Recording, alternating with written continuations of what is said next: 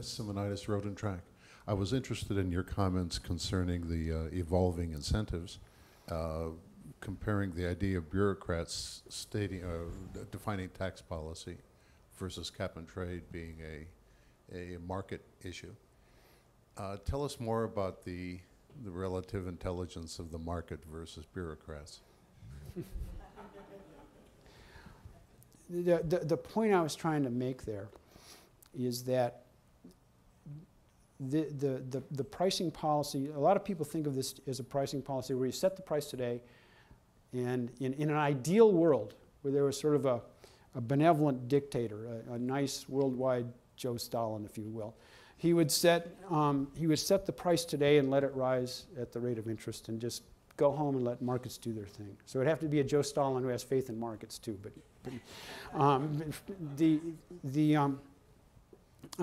But the reality is that the optimal policy has to be updated in light of changing events. And so if a technology, and let me put it in the context of oil, this is the way I explain it in my class when I'm talking actually about oil.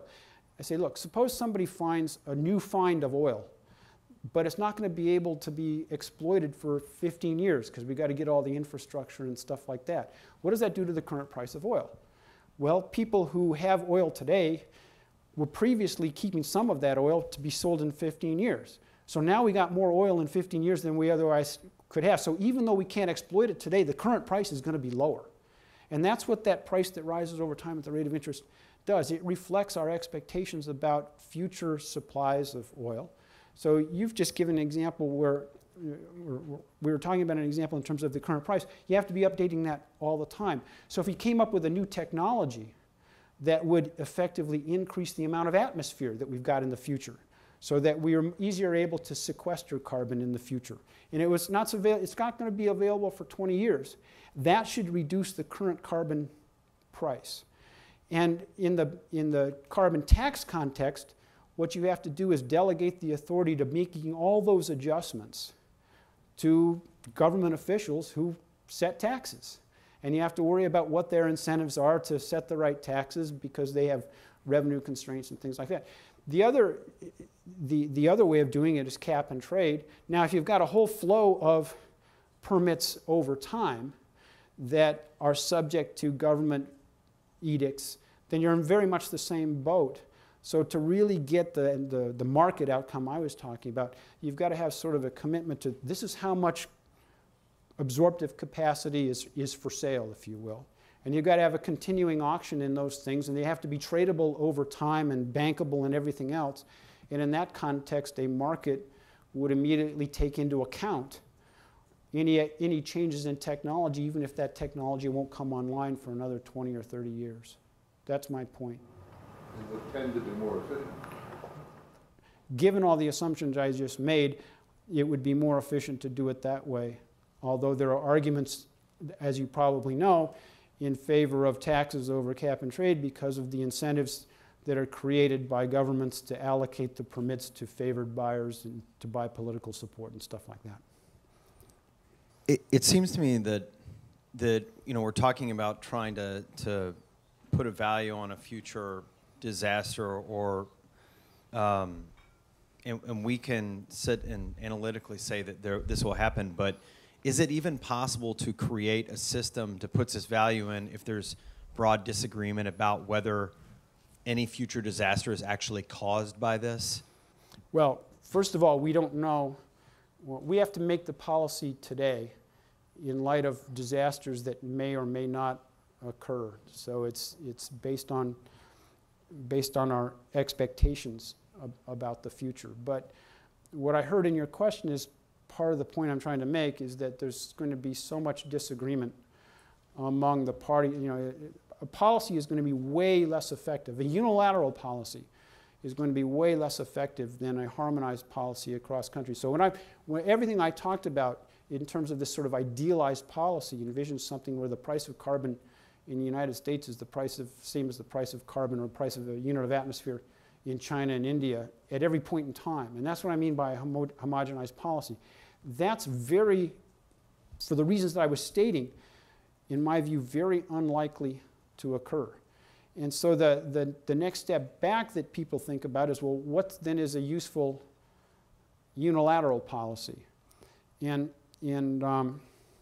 I was consoled somewhat at a conference we ran in Washington last year on distributional impacts of policies. That we had some people from DOE who told us that a large fraction of the research budget is now devoted to accommodation, because if nobody's going to go along, it's not going to be all that useful of a policy to start taxing these kinds of things and just benefiting others. So we might have to deal with a warmer planet. And then after the disaster, like pollution in the 70s, that everyone says, okay, now after the disaster, we decide to deal with it. Maybe that's how it works? Deal with it in the sense that they might have to bear the costs at that point in time. Whether it would, once a disaster occurs, is it now more efficient to deal with the onslaught of potential future disasters? Probably more so than before. Maybe what you're implying is it's more in people's attention and they react more. I don't know, that's in the realm of psychology, and I don't know the answer to your question. Okay. Hi, could you make some Ben Telverson with High Gear Media, could you make some general comments about population growth and how we might adjust, talk about these models in terms of population growth, what assumptions are commonly made, and then how might we adjust the policy to account for the possibility of radically underestimating population growth? Can I also throw in there radically overestimating population growth?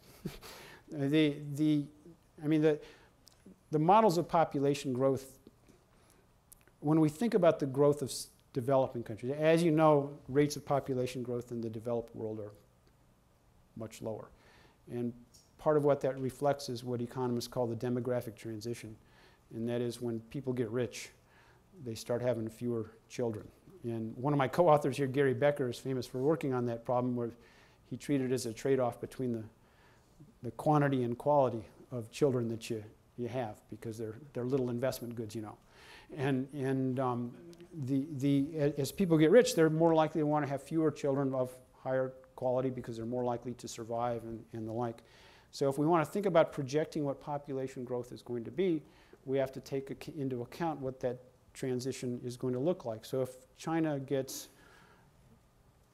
let's put China aside because they've got sort of fixed population growth policies that have less to do with individual household decision making.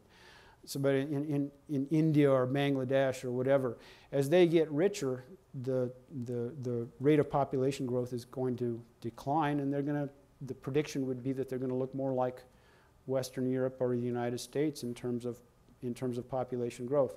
So population growth is going to be endogenous to this process. If they don't get rich, population is likely to grow more than if they do get rich. And we have to think about how, and I'm not an expert on this, and I'm not one of the demographers that does this, but you have to take that kind of thing into account in thinking about what the demands for energy are going to be in the future. Because although we're going to have fewer kids in Bangladesh if the Bangladeshis get rich, each one of them is going to be consuming a lot more energy than they otherwise would if Bangladesh had remained poor.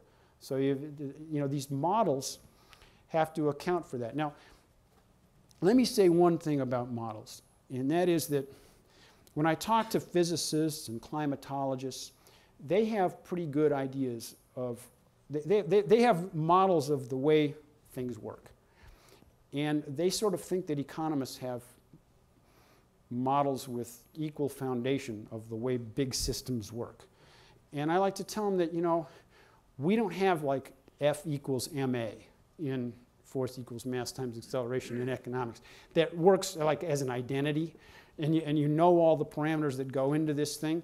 And so despite the complexity of like climate models, the success of big complex economic models that would interact with these climate models and predict what the future is going to be like are far less successful, or I would say far less reliable, and they might give us a false sense of knowledge from, we can write a computer program with all kinds of parameters in it that will give us answers if we say, okay, if we put a carbon tax of $20 per ton in today and let it rise at the rate of interest, what will be the corn crop in Uganda in 2056? And it'll give us an answer, and that may yield for policymakers a false sense of knowledge that's really entirely model dependent. It is not really based on knowledge that we have about the way the world's going to unfold. Dr. Topel, thank you very much. Thank you.